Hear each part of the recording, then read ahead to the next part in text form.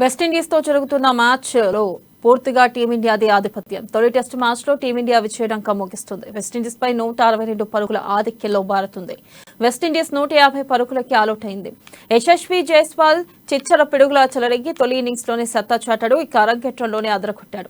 Centuries తో అజేయంగా దూసుకుపోయాడు. 143 పరుగులతో not out గా నిలిచాడు. 350 బంతుల్లో జైస్వాల్ 143 పరుగులు చేశాడు.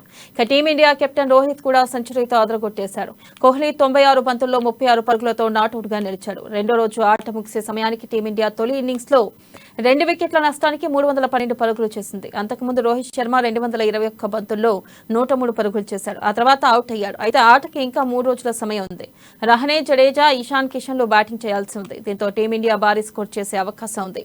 అరంగేట్రం టెస్ట్ లోని యశస్వి జైస్వాల్ సెంచరీ కొట్టి దూసుకుపోతూ రికార్డుల మోత మోగించాడు.